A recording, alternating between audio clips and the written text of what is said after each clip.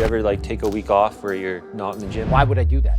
You ever take a week off brushing your teeth? No. You ever take a week off showering? You No. ever take a week off of getting out of bed? No. So why would you take a week off of nourishing your body? Bobby Maximus. Bobby Maximus is a fighter, trainer, actor, and model. He's also a former police officer, UFC fighter, and he's a Brazilian Jiu-Jitsu black belt. That makes me the most dangerous man in the house. You know, the number one excuse is I don't have enough time. But the reality is we all have enough time. Yeah, isn't that true? They always ask me, what's the one exercise I could do to change my life? And the reality is, there's a lot of things out there that work. So I've got 3 rules before we even worry about exercise. Rule number 1 is He's been an elite strength and conditioning instructor for over a decade. His workout and training plans have transformed the lives of A-list actors, elite athletes, soldiers, and everyday people. As a motivational speaker, Bobby has reached millions through his videos. Living by Bobby's 130-hour rule and his 90-10 diet has changed the lives of people across the globe. Bobby, welcome to the show. Thanks for joining us. I want to start with a question on a video topic I just saw from you, and it is, what is the 130-hour rule? Okay, so the 130-hour rule is something that I came up with from my years of experience training people. If you want to be good at something, if you want to transform your body, you've got to spend 130 quality hours. And the next question I'm always asked is, what does that look like? It's an hour a day of dedicated practice for 6 straight months. One of the things that's fundamental to my belief system, there's no such thing as a free lunch, there's no magic pill, and there are no 3 easy payments of $9.99. If you want something, if you want to be good at something, you want to accomplish something, you've got to put in the time. And the minimum amount of time that you can put in is an hour a day of dedicated practice for 6 straight months. Okay, 7 days a week? 7 days a week. If you want to be good at something, another thing I always tell people, if you want to be good at something, you've got to do it every day. Like we look at people like LeBron James. Why is he good at basketball? Because he does it every day. You look at Wayne Gretzky in hockey. Why was Wayne so good in hockey, arguably the greatest of all time? Because he did it every day. And so my number one piece of advice to people, if you want to be good at something, whatever that thing that you desire is, whatever your passion is, do it every single day. That's the real secret to success. Yeah, absolutely. Definitely a big believer in that. What are some examples of how you apply that to your life? For me, I apply it to my life in a couple of areas. First of all, in the physical realm. I mean, I'm paid for my body. I'm paid for my physical prowess. And competing in Brazilian Jiu-Jitsu, competing in mixed martial arts, it's a huge passion of mine. And to be good at that, I've got to do it every single day. So that's one area. But the other area I apply it is my personal life. I'm a father of 3, and being a father is the most important thing in my world. And so every day, I try to connect with my boys on a meaningful level.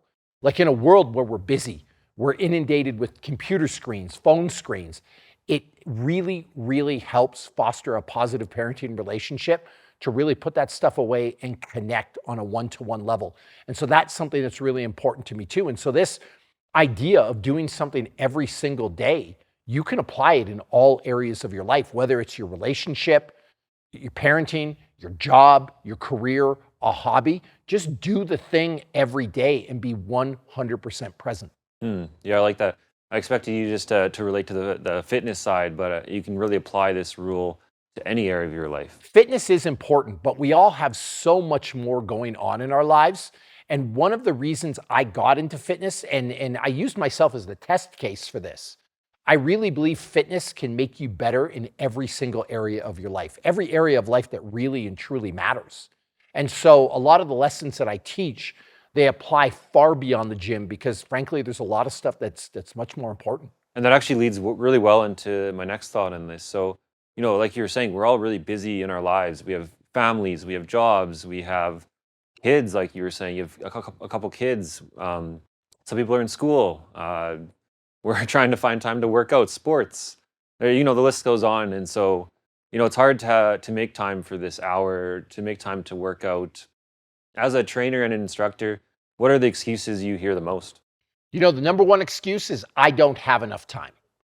But the reality is we all have enough time. I always tell people there's 168 hours in a week.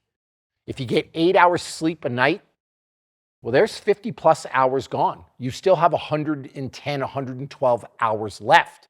If you work 60 hours a week, you still have 55 hours left to go do what's important to you.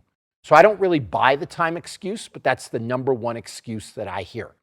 The number two excuse is I don't know how. But we're fortunate, like people rip on social media, but we're fortunate to live in a day and age where with the click of a button, you have access to a wealth of information. Whatever it is you're interested in, doing push-ups, deadlifting, doing squats, it doesn't matter. You can find some good quality information with the click of a button. So the whole I don't know how, that's not an excuse either. And those are the two most common ones. What it really comes down to is people just don't want it bad enough. Because I've seen countless examples of people that will say they don't have time, that say they don't know how, but when something becomes important enough for them, they figure it out. Yeah, isn't that true? Ah, that's such a good answer. And time is the one you hear over and over again. So what does like a day look like for you? Like how do you manage your time so that you have time for fitness? So the number one thing that I do, and this is a lesson I learned a long time ago, I pay myself first. Fitness is important to me. It's the foundation on which everything else in my life sits. So the first thing I do when I wake up in the morning, I have a cold plunge. The second thing I do, I eat a breakfast that's nutrient dense and nutrient rich. And the third thing I do is I go train. I pay myself first by starting every single day. And when I tell you every single day, I mean every single day. When I start off my day by investing in myself, I set the tone for the rest of my life and everything else falls into place because I've set a precedent that I'm important, that I'm worth it, that I matter. Yeah, such a great answer. And you prioritize yourself, you're investing in yourself, and that's a priority for you. You've made that decision, like you were saying earlier too. That's the other piece to this is you can say you're prioritizing yourself, but are you actually? And have you decided that this is the thing you're going to do in your morning? Because so many people don't. Well, I want to add one more thing to that. A lot of people look at investing in yourself as taking care of yourself as selfish. I actually think it's the most selfless act you can engage in. Because if you're no good to yourself, you can't be good for anybody else. And so by working on yourself, by improving yourself, by valuing yourself, you literally make every single person in your orbit, in your circle, better. And I always say this, imagine the global totality. If every single person in this world focused on their health and their happiness, how much better the world would be in just 30 days. If people could just put themselves first for 30 days, and like I said, focus on their health and their happiness, in 30 days, we'd see a remarkable change on this planet. And so I tell people, invest in you first, and then you have the energy, the drive, the passion to just uplift everybody else in your circle. Yeah, invest in yourself first. That's fantastic advice. So as a top fitness model, fitness coach, I want to talk a little bit more about your best workout tips and advice.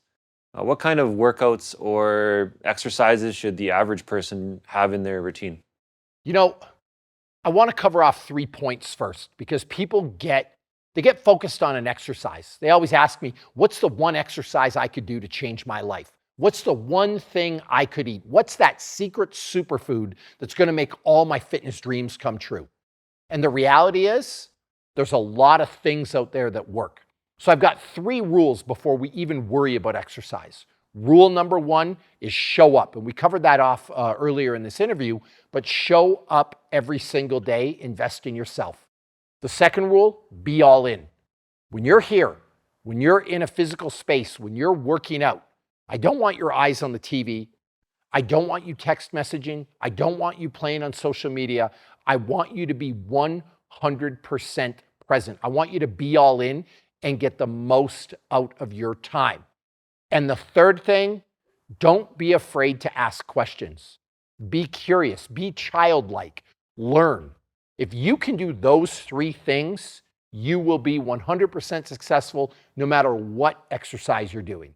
That said, I'm a big believer when it comes to exercise in focusing on the basics. There's always some video of a fitness influencer waving around a couple of dumbbells, standing on an upside down Bosu ball. That stuff doesn't work. The tried, the true, the classics are the best.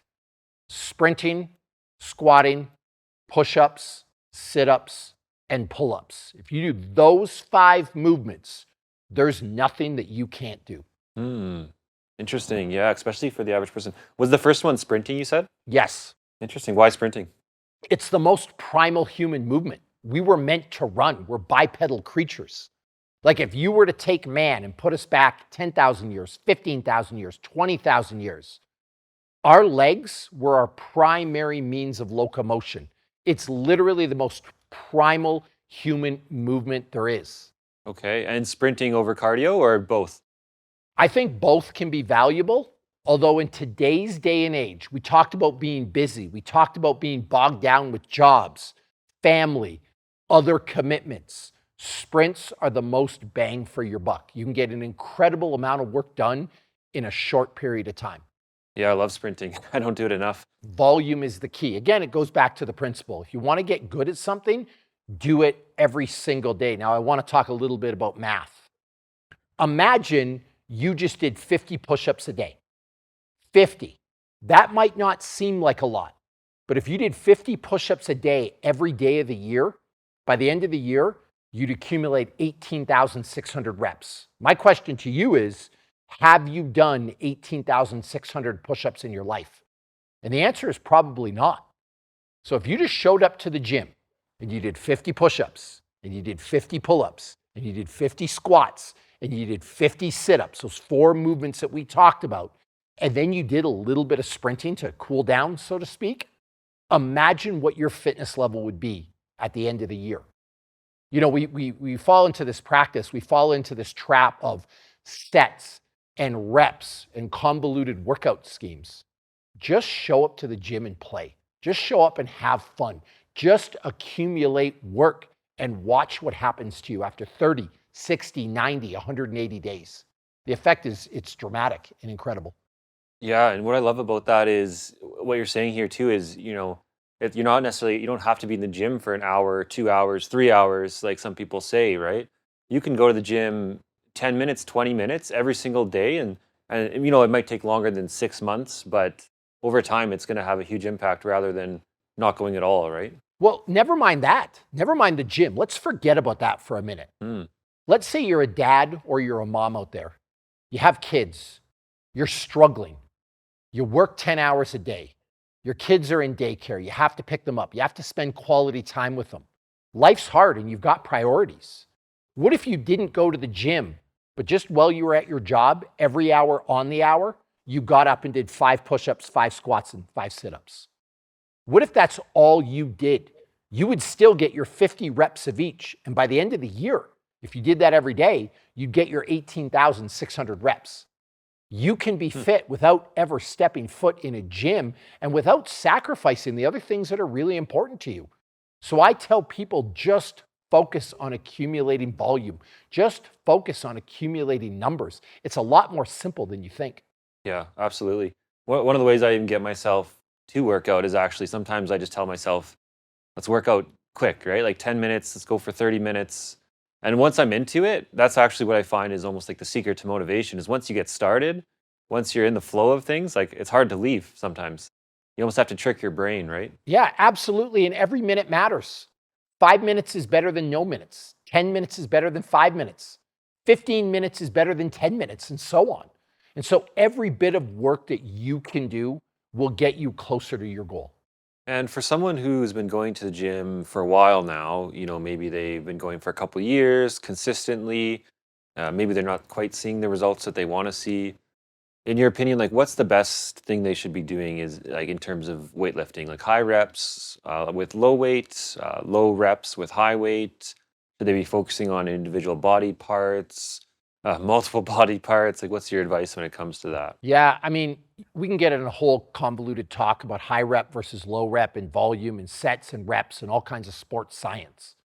The simple truth of the matter is, if you're showing up to the gym and you're not seeing a result, you need to work harder. It goes back to that be all in thing I talked about. You have to suffer a little bit. You have to put yourself in a state of discomfort. Growth shouldn't be easy. Stop looking for shortcuts. Stop looking to make things a breeze. You've got to learn to suffer. You've got to put yourself in a bit of an uncomfortable position. And if you can do that, then the results that have eluded you, you'll start to see them.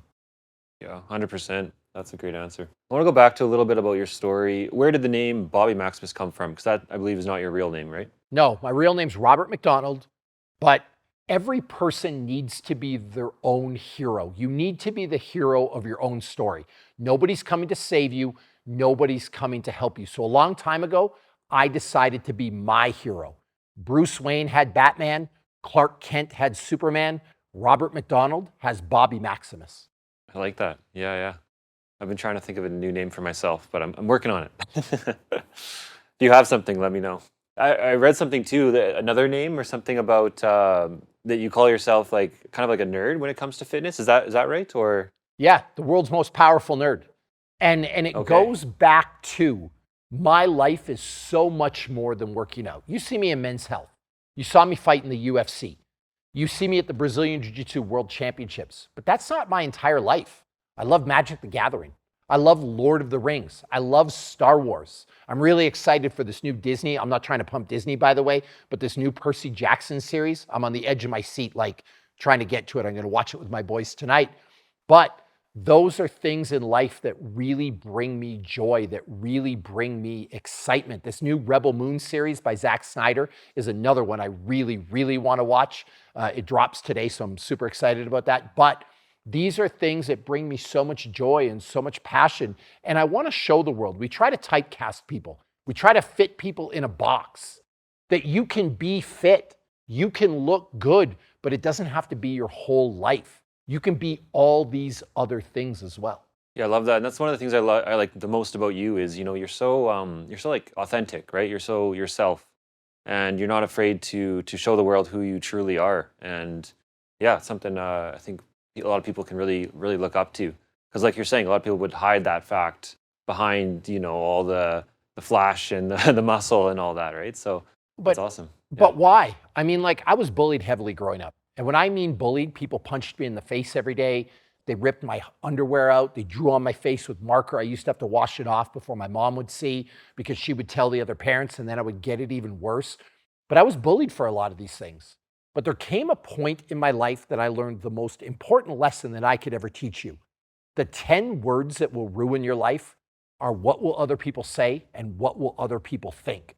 So whoever you are, wherever you are, do you. Enjoy what you want to enjoy. And if other people don't like it, that's more of a reflection of who they are versus who you are. Yeah, so it's one of my favorite quotes actually from you. We might have put that one on a canvas, or if we haven't yet, we should. For those listening who don't know, we actually have some posters and canvases together that we've released through Motiversity. So go check those out. Tell me a little bit more, Bobby, about your childhood, growing up, the most difficult times, or even just how you got into like jiu-jitsu and UFC. Yeah, so growing up, I was bullied fairly heavily. I talked about that. Like I said, kids punched me in the face. They ripped my underwear out. They drew on my face. And it all culminated for me. Like, we're going to talk about my origin story right now, the origin story of Bobby Maximus. It all culminated for me when these 4 kids beat me up and broke my collarbone. I was scared. I felt alienated. I felt isolated. And honestly, I didn't know what else to do. So I joined the wrestling team. I was cut from every other team I tried out for, but the wrestling team needed bodies, people to beat up, so they accepted me. My first year, I lost every single match. 40 straight matches, I took an L. But I kept trying. And why did I keep trying? Because it was better than getting bullied. Trying to make a way out was better than doing nothing. My second year, I won 1 match out of 40 matches. And I'll never forget that 1 match that I won filled me with so much joy, so much hope. I was hooked. And from that moment, I made myself a promise. I was going to win again and again and again. And the way I was going to do it was by working hard. I might not have been the most talented person, might have not been born with the greatest genetics, but there was nobody that would outwork me, and nobody had my level of perseverance or desire. And so I just kept working. And then a funny thing happened. A lot of those L's started to turn into W's. I started to win more than I lost. As I won, my confidence grew. As my confidence grew, I worked harder. I wanted it more. And then I found myself at a high-level collegiate wrestler. I was second in the world for amateur kickboxing at one point, and then I found myself in the UFC. And you know, we could talk about, yeah, I had some good trainers. Yeah, I worked with some incredible people and some incredible sparring partners, but it was all built on those three things I keep talking about: showing up, being all in, and asking some questions along the way. Wow, that's incredible. Yeah, most people probably would have given up, like 40 losses in a row and then one of 40 the next year. And to go from there to, almost best in the world in some of those martial arts, that is incredible. And when did you start jiu-jitsu? And You know, once I got out of wrestling, that's when I really started my fighting career. My goal was to make the Olympics in wrestling, and I didn't. I fell slightly short, broke my heart actually, and I needed to put that heartache, I needed to find another place to direct that passion, and fighting was a natural fit. If you look at mixed martial arts, wrestlers always do the best. Some of the greatest athletes of all time in the UFC are wrestlers. And so I had a natural base. And so from there, it was a transition into jiu-jitsu, into kickboxing, and into MMA. And I mean, as they say, the rest is history. I went on to fight in the UFC. I won a fight in the UFC. I won submission of the night in the UFC. I was never the greatest of all time. I didn't have a stellar career, but I did pretty damn good for a kid who was bullied from the middle of nowhere who went 0-40 his first season wrestling. Like, it's something that I'm really, really proud of. yeah, no kidding. That's awesome. So talking about UFC, MMA, how did you train and prepare both physically and mentally before stepping into the ring? You know, the physical preparation is the easy part. That's a great question, by the way, but the physical is the easy part. See, the physical part, all you got to do is show up. If you could show up, again, be all in, ask some questions. Maybe we'll add be willing to suffer a little bit into that mix. You will be okay. The psychological preparation, that's a different story. I always say the mind is primary, and I always say that a strong mind is a catalyst for change. When you see the best athletes in the world either perform really well or, on the other hand, completely bomb out, it's because of that muscle that lives between the ears. And so the mental preparation for me for fighting was a huge, huge thing. And I'll tell you a story. When I fought in UFC 58, I remember being backstage. It was at the Mandalay Bay. There was 20,000 people in the audience. And I was flooded with negative thoughts. You don't belong here. You were bullied. You're going to lose. People are going to make fun of you. I was that 14-year-old scared, bullied kid all over again. How do you think that match went? How do you think that fight went? It was one of the worst fights of my life. I lost. It was at that moment that I had to do some soul searching. I had to do some self-reflecting. I worked out harder than anybody. I was training 6 hours a day. I was a great wrestler. I was a great kickboxer. I was great at jiu-jitsu. I had all the skills necessary to win. But I realized that my weakness was here and I needed help. It was at that point I hired a sports psychologist and really started to do dedicated mental, dedicated psychological practice. And from there, that's when I started to win. That's when I started to be successful, because I realized that mental preparation was absolutely everything. And so that every day, in addition to the physical stuff, I would do an hour of meditation, of journaling, of visualization, of dedicated psychological practice. And that's become a huge thing for me and the people I train. Psychological, purposeful practice. Interesting. Yeah, that's so fascinating. Do you still do any of those habits today? The meditation, the journaling, that sort of thing? Absolutely. Because here's the funny thing. They're a skill, and it's a skill that if you don't practice them, that those skills will erode. If you want to be good at something, again, it comes back to the heart of everything I believe. You want to be good at something, You got to do it every single day. And have there been points in my life where I've slipped on my mental preparation? Absolutely. And I've paid the price. And so it's something that I've learned through success and through failure, that it's something that just has to be a daily part of my routine, a daily part of my life. Yeah, absolutely. So from the UFC, you're there for a good number of years, then you left and you started to work in fitness, right? Jim Jones and then your own gym, is that correct? That is correct. And fitness for me, listen, I loved fighting, but fitness for me, it changed my life. It turned me from a scared, bullied kid into a man, and a really successful man. And it's something that I wanted to teach the world. It's my way of giving back. I always knew, I had parents that always wanted to help other people. I watched them sacrifice so much to help other people. It's something that I wanted for myself. And like I said, I think that through the power of the gym, through making yourself better, through investing in yourself, through facing hardship, through learning lessons in the gym, you can improve every area of your life. And so fitness for me, it was kind of a natural transition because it was a passion. And it's, like I said, my way of making the world a better place. And so fitness is where I landed. And tell us more about your gym you have today and any challenges with that. Yeah, my gym, it's called Maximus Gym. Me and my wife run it together.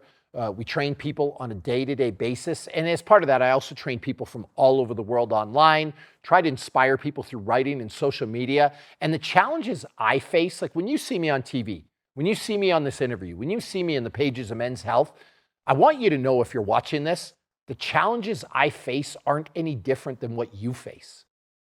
Like, I have places to be.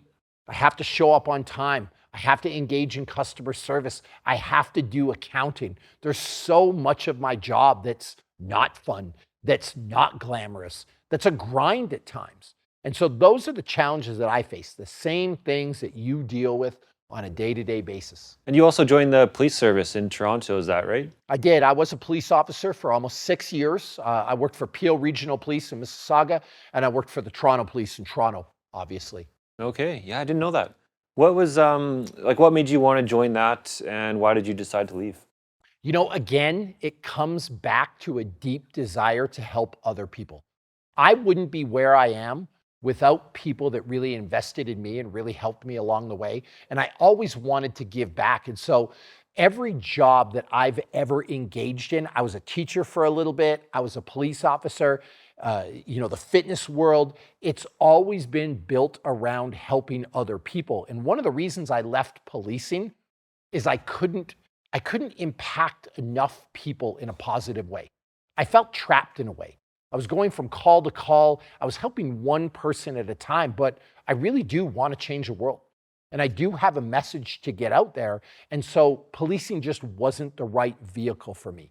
That said, extremely grateful for the sacrifices our police officers put in.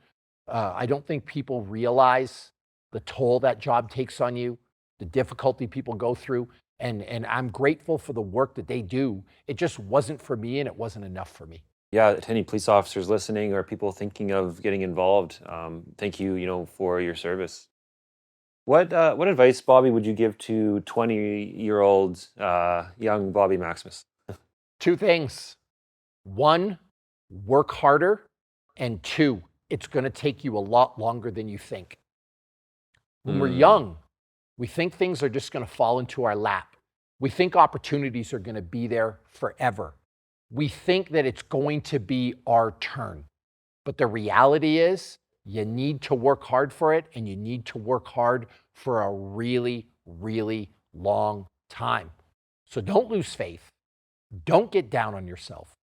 Don't get depressed. Don't get sad.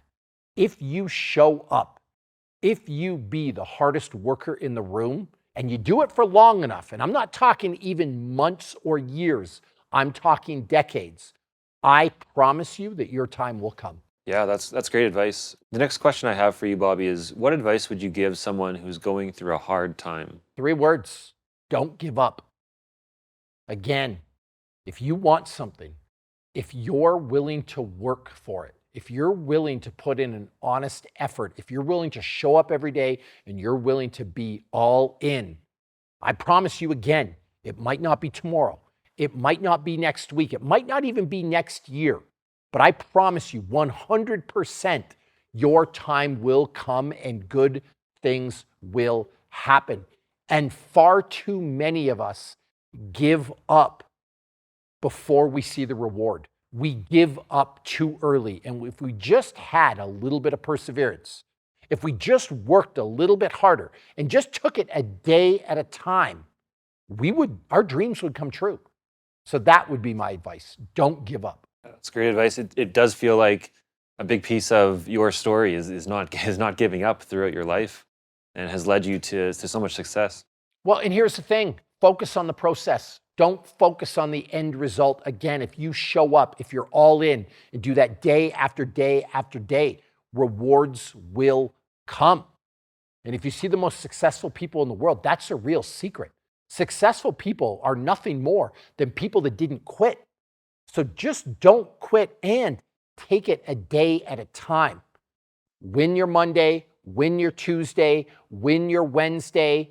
You start winning every single day. Then you start winning every single week. Then you start winning every single month. Eventually, you're going to win your life. Yeah, such great advice. We've talked about physical fitness. We've talked about mental fitness in a way. I want to talk a little bit about diet, actually. And I recently saw a video from you called the 90-10 diet. So what is the 90-10 diet? You know, the 90-10 diet is 90% of the time, I want you to fuel your body intelligently. No processed food. I want you to eat things that a human being was meant to eat. You've got to be able to kill it, or you've got to be able to pluck it from a tree and eat it in its natural state. Get rid of all the chemicals. Get rid of the processed stuff that doesn't exist in nature. That's 90% of the time. 10% of the time, because life is fun and should be fun, you can enjoy yourself. And if 90% of the time you can eat clean, you will see success. You will build muscle. You will lose weight. You will get shredded. You will be healthier. You will be happier. It's really that simple. So just 90% of the time, do the right thing. 10% of the time, enjoy yourself, have a little bit of fun. Yeah, I subscribe to that one myself. I would say, I try to eat as healthy as possible almost all the time, but I don't, when you hear people saying like they never eat dessert, ever, or they'll never touch something unhealthy, it just feels a little bit, too much, unless they're in maybe like a week before a competition or something like that, right? But yeah, give yourself a break once in a while, a cheat day, right? Well, it's also not maintainable. We're not here to be miserable. And so many of our cultural events, dinners, fun, family functions, they revolve around food. So give yourself the freedom to enjoy, but make sure you're covering your bases. Make sure you're doing what needs to get done so that you can earn that 10% fun. Yeah, absolutely. Do you ever take time off working out? Do you ever like take a week off where you're not in the gym at all? Why would I do that? I've read some things about, this is why, I've read some things about like every 8 weeks you should take a week off. No idea if that's good advice or not. You know what? Here's a deal for me, and I was being a little bit facetious when I say, why would I do that? Physical activity is the #1 form of self-care. Let me ask you a question. You ever take a week off brushing your teeth? No. You ever take a week off showering? No. You ever take a week off of getting out of bed? No. So why would you take a week off of nourishing your body? I don't think you have to crush yourself in the gym every single day. I don't think you have to eat 100-0 every day. We were talking about the 90-10 rule. But why would you take an entire week off, the most basic and necessary form of self-care? We were meant to move. So no, I don't take time off. Every single day, I nourish my body, I invest in me. And it's something that I even teach my kids. Moving around, exercise is no different than putting on your socks, is no different than brushing your teeth, is no different than getting out of bed, is no different than some basic hygiene like having a shower. Yeah, I love that mindset. That's something I've honestly read that before, and I didn't really believe the full week off thing. And Well, and how bad do you feel? Have you taken a week off before? Have you ever had one of those weeks where you didn't exercise, didn't Hmm. eat healthy, didn't see the sun, didn't get outside? How bad do you feel? Like, that's all Hmm. the feedback I need to know that I'm never going to do that again. You don't have to go to a gym and crush yourself. You don't have to get pinned under a barbell. You don't have to break your back trying to deadlift the moon. Go for a walk. Go for a light jog. Spin on a bike. Play with your kids. But you gotta do some exercise. It's a basic necessity of life. Agreed. If you could go back, would you do anything differently in your life? Do you have like any regrets? You know, that's a really hard question to answer because we don't know what the outcome of is making a change. Like, when I wake up today, every single day, I wake up grateful. I wake up happy. I wake up excited. So if I could go back in time and be a UFC champion, maybe. If I could go back in time and figure out a way to make more money, I mean, maybe. But what if it messed with those three fundamental things that I just mentioned? Being grateful, being happy, and being excited. Those are three gifts. Those are three of the most important things that every human being deserves to feel. So when I think about it and answer this question, I wouldn't change a thing because I would not want to mess with that. Great outlook. Okay, I'm going to change it up a little bit here. So there's a video on YouTube about your right bicep. Yes. What happened to your right bicep?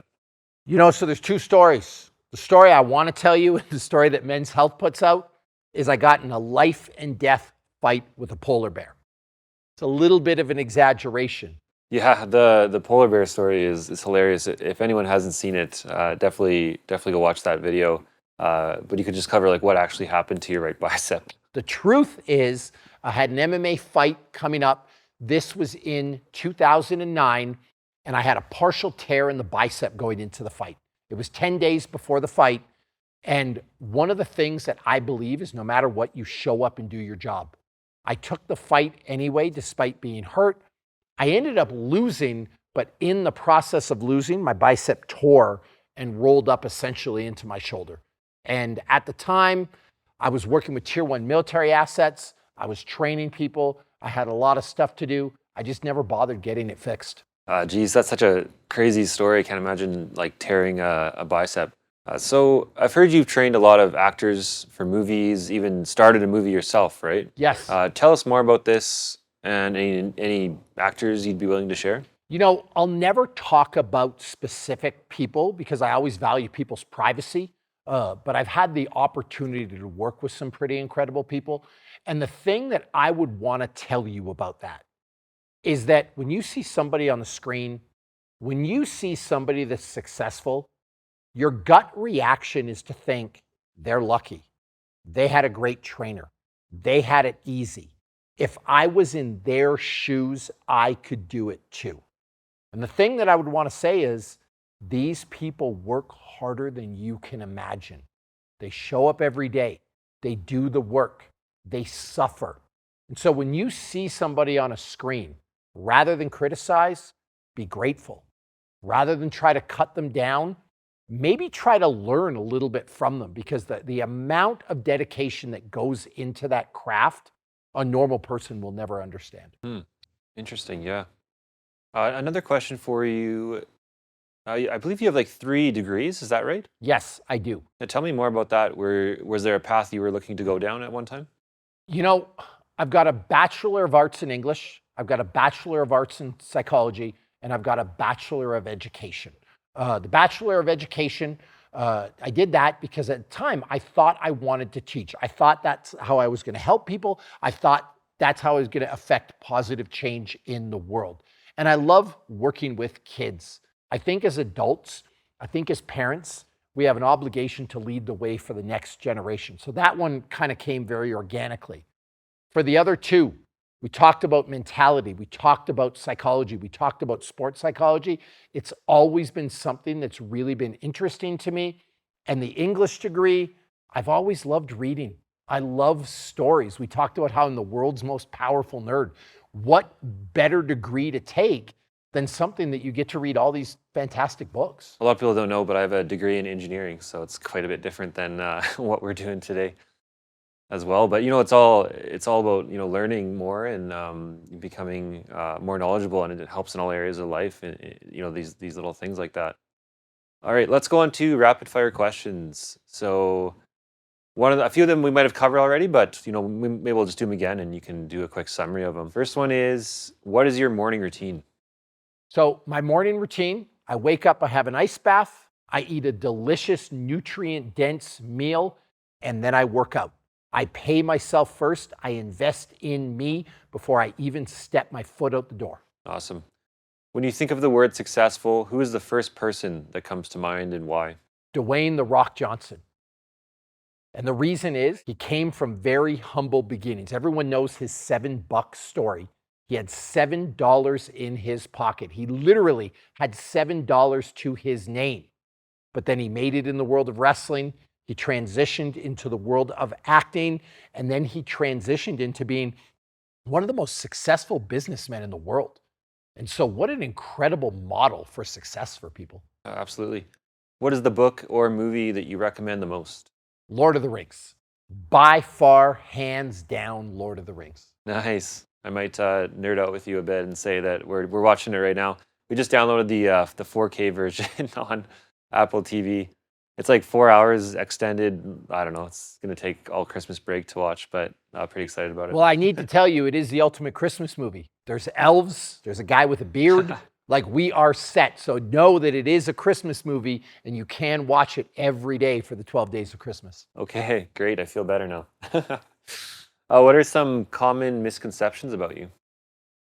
A common misconception about me is that I don't fail, that I don't feel insecure, that I don't get scared. When you're a motivational speaker as part of your career, people expect you to be up all the time. People expect you to be happy all the time. People expect you to be hopeful all the time. And that's just not true. I face the same struggles, the same insecurities, the same fears that you do. Absolutely. Do you have a quote you live your life by or think about often? Yeah, it's actually a tagline on my email. Don't let your emotions control your actions, or don't let your feelings control your actions. Rather, let your actions control your feelings. And so I like that. It's okay to feel bad. It's okay to be depressed. It's okay to be sad. But don't act bad. Don't act depressed. Don't act sad. Do something about it. On those days where you don't want to get out of bed, get out of bed. Go for a walk. Nourish yourself. Do some exercise. Spend some time in the sun. And it's amazing how those negative feelings turn around. So again, don't let your feelings dictate your actions. Let your actions dictate your feelings. Yeah, that's a great quote. Bobby, what are the 3 rules you live by? 3 rules Bobby Maximus lives by. Number 1, show up every single day. Number 2, when you do show up, you want to be all in. You want to be 100% present. And number 3, be curious. Ask some questions along the way. Don't be scared to admit that you don't know everything. And if you can learn a little bit, along with showing up and being all in, the world is yours. What do people need to know about discipline? Discipline is the single most important thing that you can use when it comes to being successful. Motivation is a lie. Motivation is fleeting. No one wakes up motivated every single day. The key to success that you're looking for, the thing that's going to make your dreams come true, is simple discipline. It's doing what needs to be done even when you don't want to, even when you're not motivated. That's what discipline is. Awesome. So Bobby, what's next for you? What's next for Bobby Maximus? 2 things. 1, I want to keep leading by example. I want to show people that they can live their dreams, that they can build a better life, that if a small kid from the middle of nowhere who was bullied heavily can live a dream and go on this fantastic journey, fight in the UFC, be in a movie, the ability to turn a passion into a full-time career, that you're able to do anything that you set your mind to. So I want to keep leading by example, and hopefully my story, if it can inspire one single person out there to be better, inspire one single person to find the happiness and health that they deserve, that's really, really important to me. And the second is to honestly be a better father. My boys, my 3 boys, are the most important thing in the world to me. And I just want to be a better dad. I want to wake up every day. I want to lead by example for them. I want to give them the life that they deserve and give them opportunities that I never had. That's amazing. Bobby, thanks so much for joining us today. Thanks for being such an inspiration to the world. Where can people find you? If you want to find me, it's actually pretty easy. It's Bobby Maximus on Instagram, on TikTok, on YouTube, in the Google.